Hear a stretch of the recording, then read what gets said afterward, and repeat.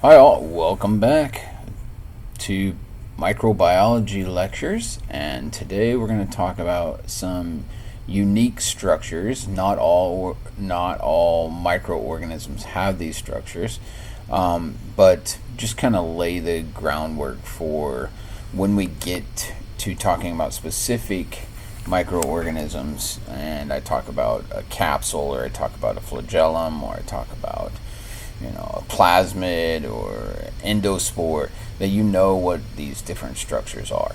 Okay, so let's start by looking at capsules. Okay. Again, we talked about gram-negative bacteria before. Capsules are these structures on the outside of the cell wall. Normally, we see gram-negative bacteria having these capsules. The capsule and the slime layer are a little bit different from each other. Capsules are distinct in which they are kind of like a gelatin or gelatinous structure. Normally, they are composed of proteins, lipids, and carbohydrates.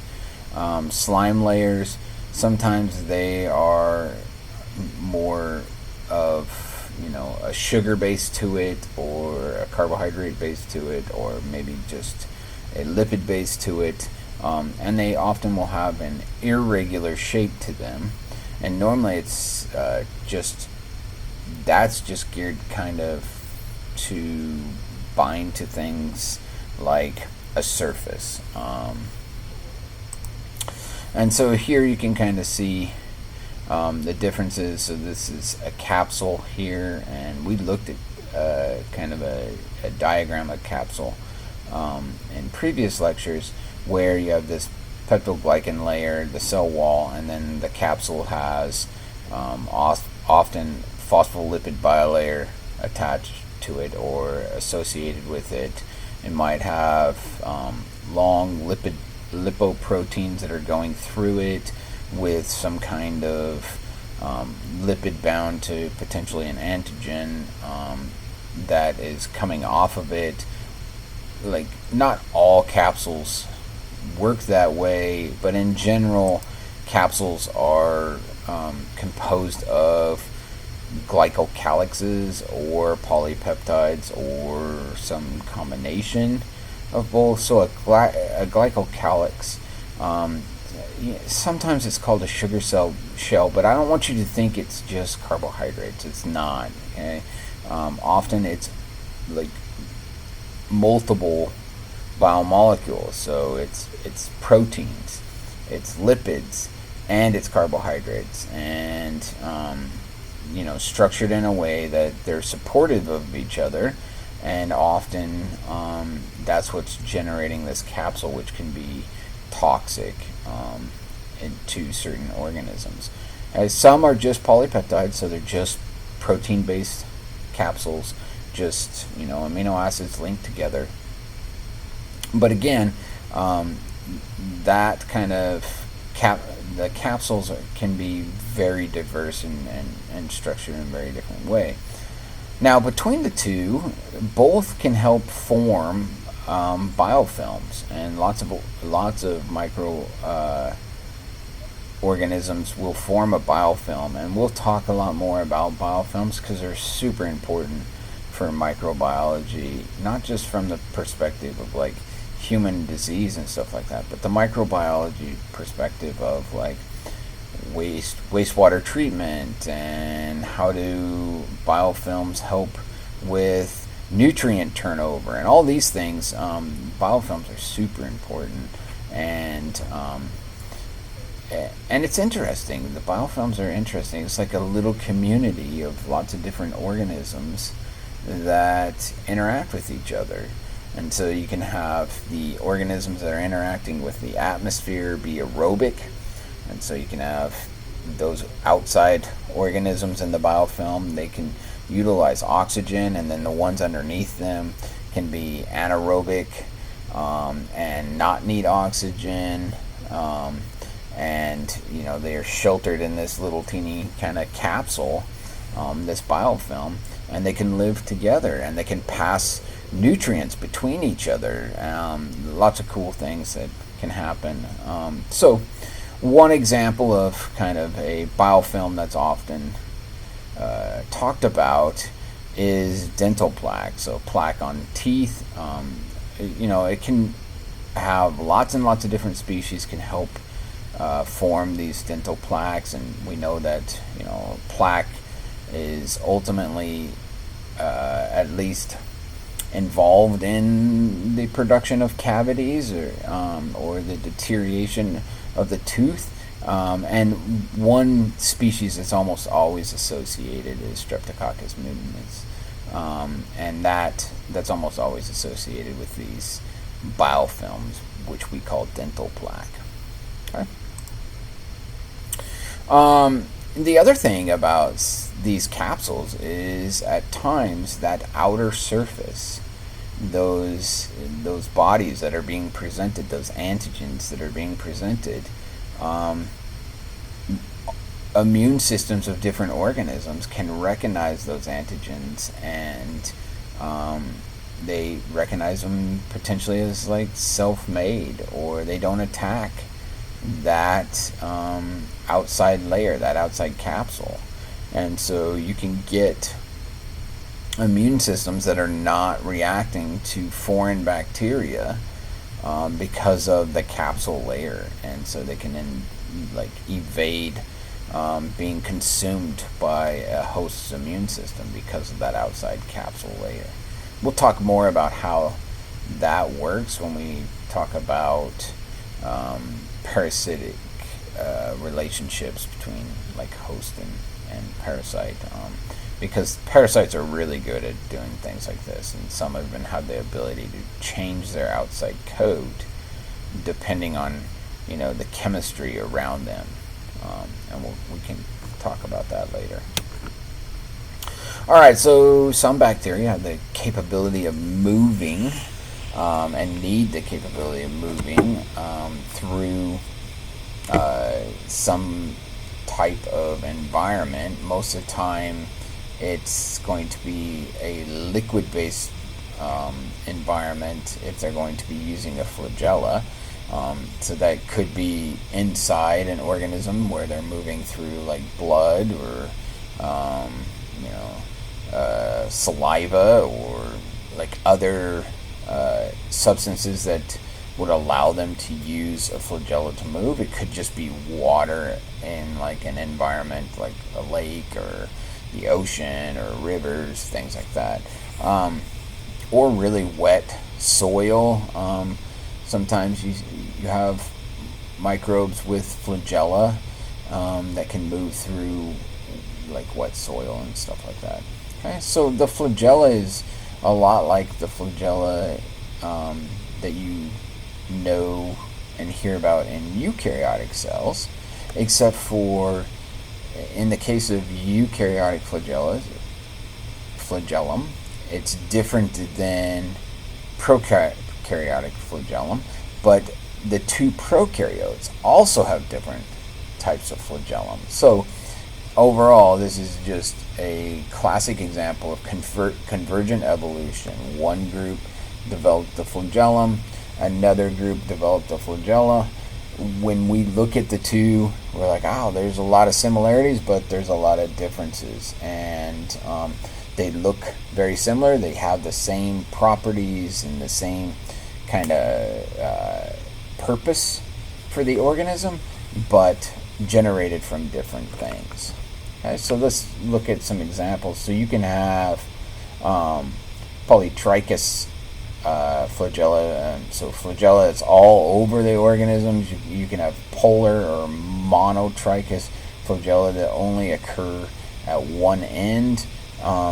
And again, there are diseases that are really important that the organism has a flagella, and so sometimes it's important because they have a flagella. We have stains that can dye the flagella, or they're easy to pick up under a microscope because there's these long structures that are coming off that bacteria, and we can tell that, oh, that's this species or this genera at least. So Helicobacter Pylori is, it's a common bacteria, and it commonly causes stomach ulcers, if the ulcer is caused by a bacterial infection, which it often is.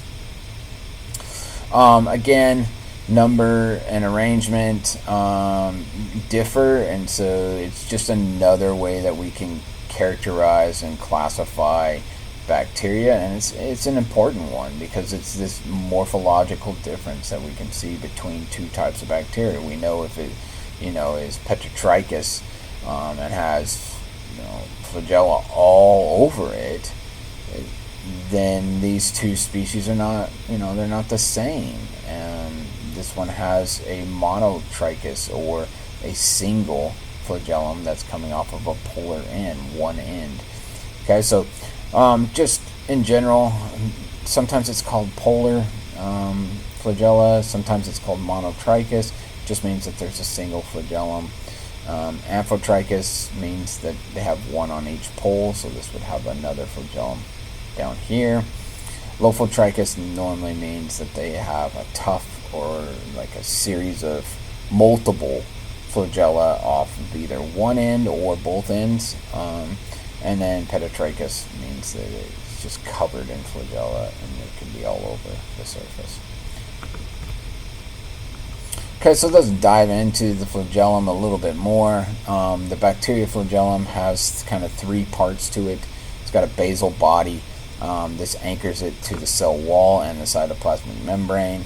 It's got a hook, okay, which is really just like the bend in the shaft, which causes it to be at an angle, so it has a propeller-like force, and then it has the flagellum, or the filament, that comes off of that, and it's made of flagellum subunits, and that's where it gets its name.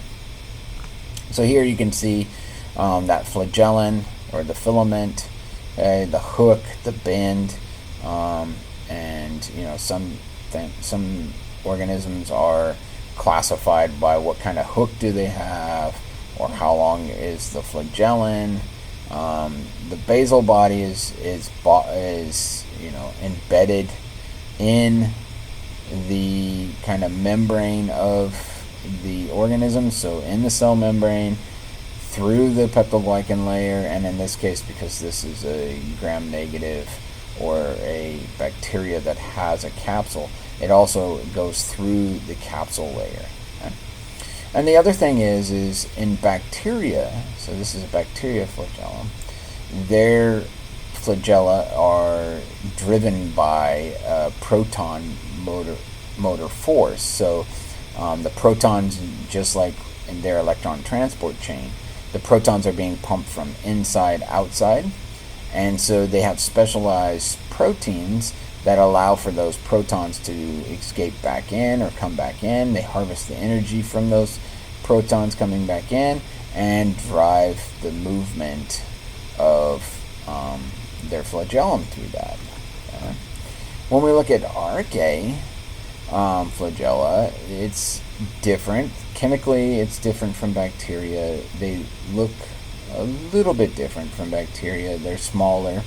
But one of the main things that's different is they use ATP to drive their flagellum. So remember, the electron transport chain also generates ATP, or has the potential. So in archaea, the protons come back in, generate ATP, then the ATP is used to drive the basal body. Okay? In bacteria, the protons are just used directly to drive the basal body to get it to move. Okay? When we first looked at them, from a macroscopic idea, they look very similar to each other. They have the same kind of bend, they have the same kind of coil, but then if we actually look at the atomic structure of them, they're very different. Okay, so chemically they are distinct from each other. And so when we started diving in to this, we started noticing, well, not only do they use different energy to drive the basal body, the diameter or the structure itself is a little bit different. And then we start looking at, well, what makes up the different things, and they are different from one another enough that we just considered a classic example of convergent evolution, that bacteria have a flagella that evolved and archaea has a flagella that evolved, and they are independent of one another, and just like the eukaryotic flagella that we see. All right, let's talk a little bit about how organisms move, or why they might move, or what would attract them to a region. This is called taxis, and so chemotaxis is often an organism sensing a chemical and moving towards it or away from it. And so there's lots of ways at which they can do that. Microbiologists have kind of classified, the different movement types. A tumble is when the organism looks like it's kind of rolling, and then a run is when the organism is actually moving in a straight line. And they've supplied toxins around organisms and looked at how the organism is attracted to the toxin, or different stimuli. It's not just toxins, it's not just chemicals.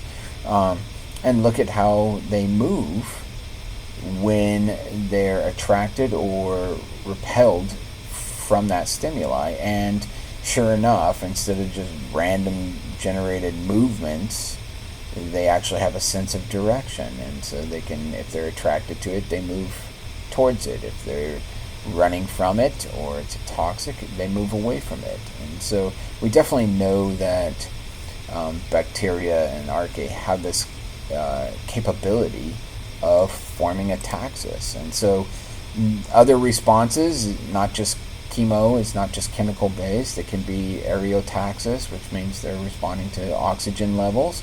Either they're aerobic and they need the oxygen, or anaerobic and they don't need the oxygen and move away from. Magnetotaxis, so they're responding to some magnet field.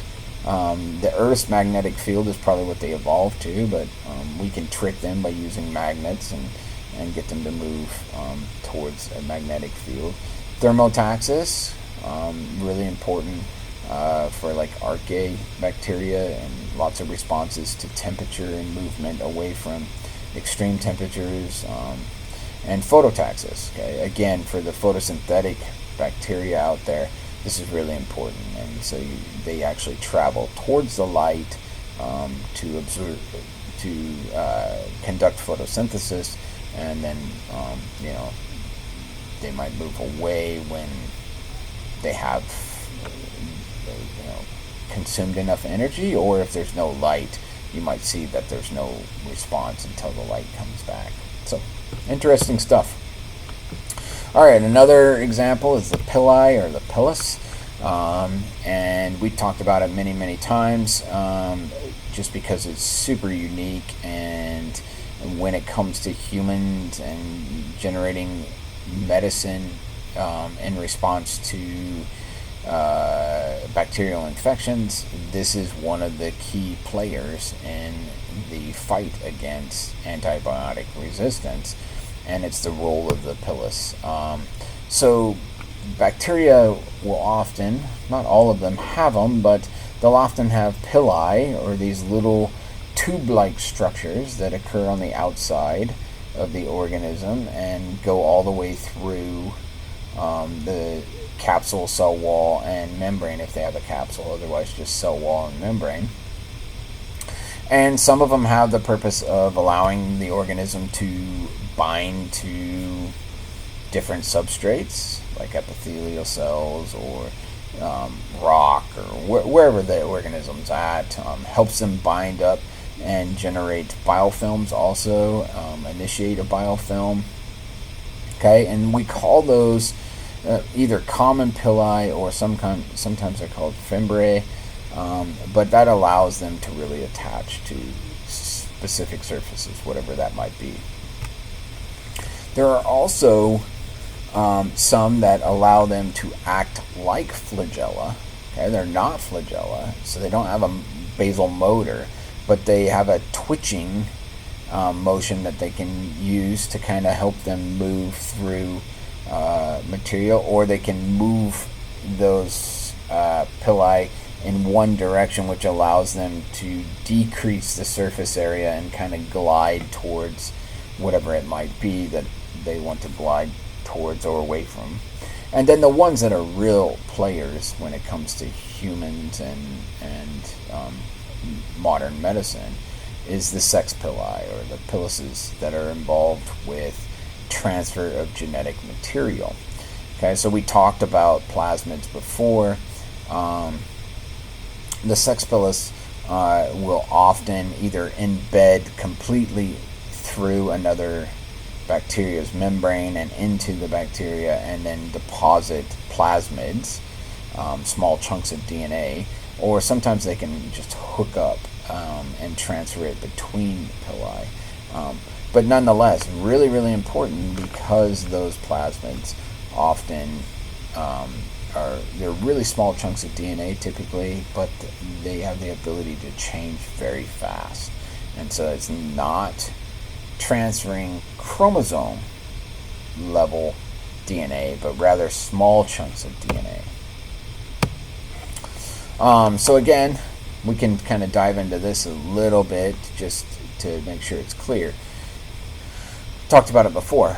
Bacteria, archaea, single chromosome in the nucleoid region. Okay, so they don't have a nucleus. It's not membrane bound. It's circular, double-stranded DNA. The difference in the case of prokaryotic cells is that for the most part, the DNA that's in their circular chromosome is just exons. Okay, so it's just protein coding DNA. And the intron sections that we see in eukaryotic are missing. So you don't have regions that aren't coding for proteins. It's all coded for, like every bit of DNA codes for a protein. They are often considered haploids, but I mean, I struggle with that term because normally we're distinguishing haploids and diploids and triploids and tetraploids and, you know, however many ploidy it is. We're distinguishing it because we're talking about what happens during meiosis. And, you know, they don't go through meiosis. And so really, yes, they do have a single copy of their chromosome, but their chromosome is so much different than eukaryotic chromosomes that it's a circle, you know, and a circular chromosome, and so it is haploid, but it's not important that it's haploid, in my opinion. So anyways, this is a picture of kind of how they go through binary vision. Okay, so the chromosome itself would duplicate and then migrate out into, or migrate away from that other nucleoid region, and so the bacteria will elongate and add more cell membrane as it's elongating, generate more cytoplasm, generate more ribosomes, and stretch and then pinch off, or between the two, generating, you know, pretty much a exact copy of the individual. Now, we'll talk about plasmids. There are these little chunks of circular DNA that occur in these different organisms.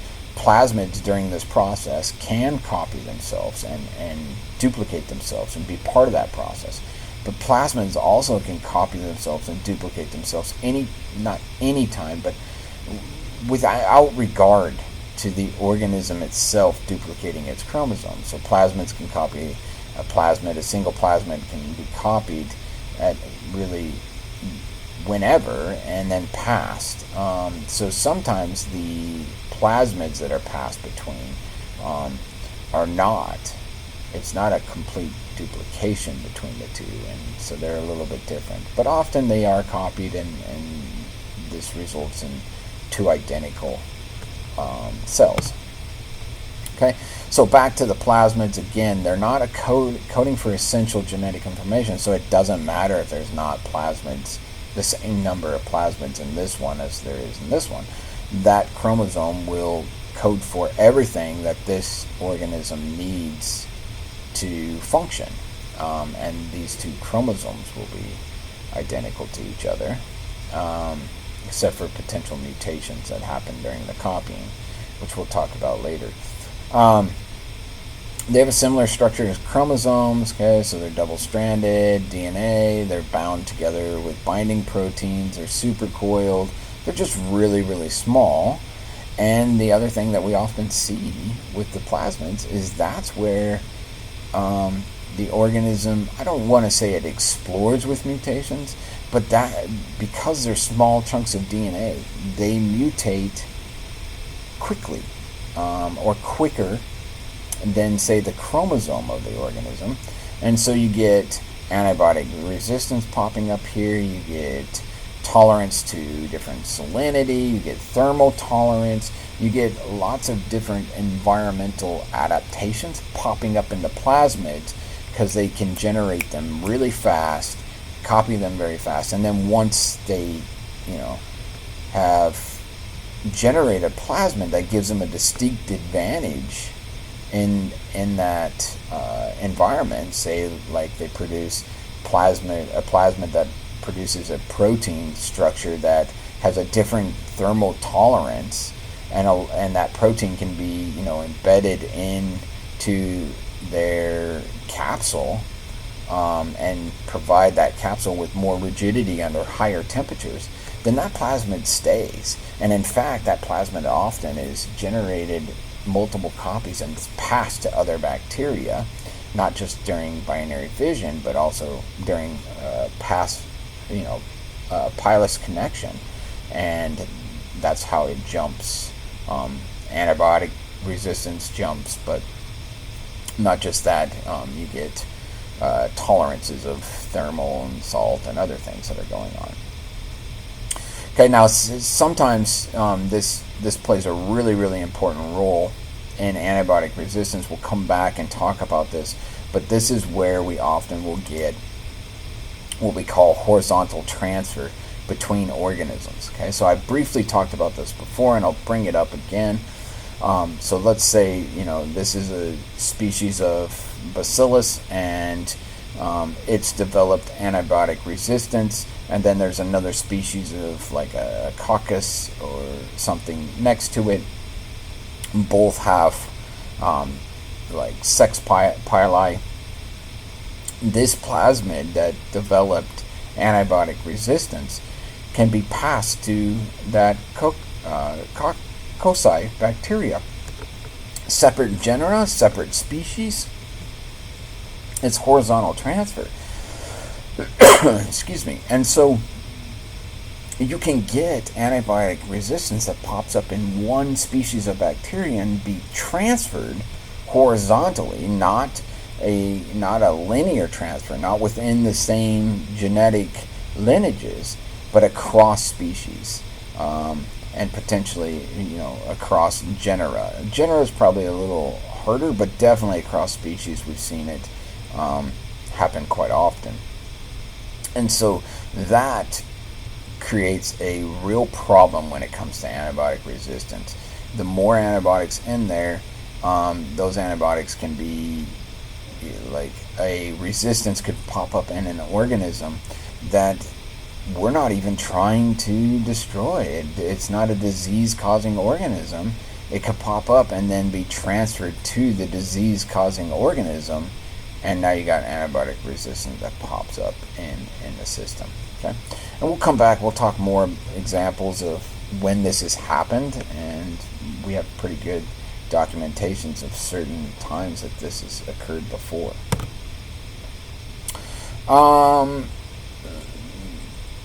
Let's quickly talk about the structure of the ribosomes.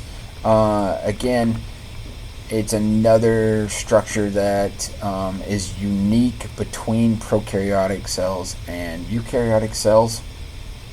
So both organisms, all organisms, every organism on the planet that we know of utilizes ribosomes to synthesize proteins, to bind amino acids together using the genetic information of that organism and the genetic code. It binds amino acids in a specific sequence to form proteins that are utilized, to build structures and allow things to enter and exit and all kinds of things. Okay, so the ribosomes are super important. Okay? Not an organelle, but similar to an organelle, and they are found in every living organism. But early on, we tried to distinguish between ribosomes of eukaryotic cells and ribosomes of prokaryotic cells. And Zetberg, a scientist who was, after determining this, he created a calculation based on how fast, if you spun in a centrifuge, how fast a substance would sink or drop in the centrifuge. Okay, and we call it the Zetberg unit or the S unit, and it's based on the size and the density of whatever it is. Okay, and when we look at bacteria or prokaryotic cell ribosomes, they have a large subunit, okay, and they have a small subunit, just like eukaryotic ribosomes. And we considered the large subunit a 50S, so it has a Zetberg number of 50, and then the small subunit of 30. This is not additive, though, because together, 30S and 50S, most of the time you would say, well, that makes 80, because 30 plus 50 makes 80. But because when it comes together, the density and size and how fast it settles is not 80. It's actually 70. So prokaryotic ribosomes are called 70S ribosomes, right? And they're composed of 30S and 50S subunits. When we look at eukaryotic ribosomes, they're 80S ribosomes, and they're comprised of 40S and 60S subunits. Okay, so the eukaryotic ribosome is bigger. It settles slower than the prokaryotic cells, but I don't want you guys to add the Zetberg numbers together and think, well, eukaryotic ribosomes have 100S and prokaryotic ribosomes have 80 S's. That's not how it works, because when these bind together, okay, it affects the density and the size of the ribosome. But that's where that comes from. Often you'll hear prokaryotic cells have 70S and eukaryotic ribosomes are 80S, and that's the difference. There's other differences, like the sites at where transfer RNA fit in to the large subunit. It's different because the sizes are different enough. Eukaryotic sites, there are 3 sites at which transfer RNA come through, and the prokaryotic, there are only 2 sites. But nonetheless, it's important because we can, again, remember, we're a lot of times, especially in this class, we're talking about, well, the microbes, and then how can we defend against the microbes by utilizing the differences between prokaryotics and eukaryotics. And this is another one. If we can design antibiotics that impact just 70S ribosomes and not 80S ribosomes, then we can prevent the bacteria or the archaea or whatever it is that's a prokaryotic cell that we want to destroy. We can prevent it from building proteins, which basically kills the organism. Okay? All right, next time we will talk about internal structures of prokaryotic cells. Remember, they don't have organelles, but they do have internal structures that function similar to organelles. Okay, next time.